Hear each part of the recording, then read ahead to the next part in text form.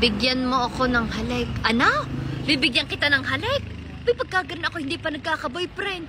Tapos ikaw agad na mauna? Mauna agad sa halik? Ano ka? Aba. Hello? Aba, timo. Ano Ayan, ka? nasabi ng... Sinuswerte? Ayan.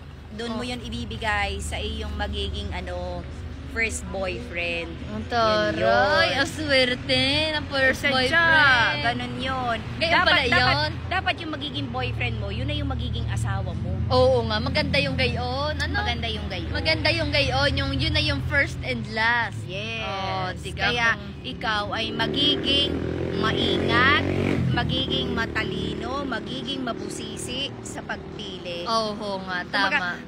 Tatanungin mo doon yung 50-50. 50% sa isip, 50% sa puso, ganun. Huwag yung lalamang ang puso, huwag lalamang ang isip. Kailangan balance. Oo nga, tama. Pero pwede naman flying kiss na lang muna sa iyo. Bigyan mo kahit 10. Oh, kahit 10, ikibibigyan ka. Oh, ilang gang gusto mo? Bigyan mo na agad, huwag mo nang utitain. Abay, tatanungin mo, baka mamaya 5 lang naman ang gusto Bigyan mo agad. Oh. 1, 2, Kasi tama ng 3. oh, ayan. Oh, ayos na. Tama para Ay ayos na yon. At least ikaw ay may flying kiss naman sa akin. Oh, ikaw na may matutulog, ha? Ay naman ka na eh. Tingnan nyo naman ho, kagagaya ka ng aking inay na rin. Hindi ba lang nakapagdala ng maisa-isa lang?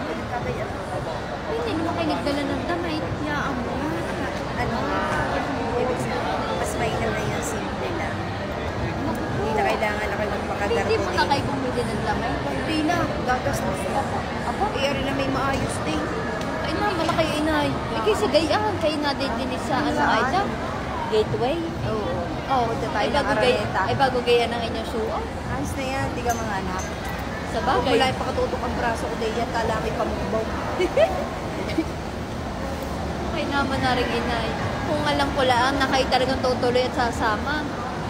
Ay, hindi. Pinagdala ko ng Kumbaga dami. ay hindi naman ako, kumbaga kanina, undecided ako kung ako sasama. Pero nga, napag-isip-isip ko, Na sumama ka. kailangan talaga ako sumama. Oo nga, dahil talagang may taling ang inyong paa. Oo nga. Ano?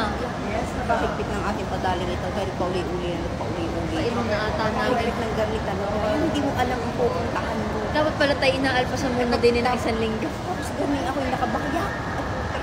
Ay, Inay! ano? Di ba ba't sasalita ng gayon? Hindi, yun May naman mga bata nanonood. Sabi, ano ba yun? Yun naman, hindi naman kasama ang expression mo lang. Kakaloso mga ngiti mo kabayan ay wag gayon. Ha. Ay naman are. Talagang nalulusaw naman daw ay. Ay anong gagawin ka? Hindi ako ngingitay, mumulagaan kita, napapagayaan. Nakangibit na papagayaan. Kung gusto mo naman nakakunot anong nakagayaan. Hindi ako ngingitay. O kaya seryoso. Anong wag ngingitay? Anong wag gayon? Ang gusto ko'y lagi nakangiti.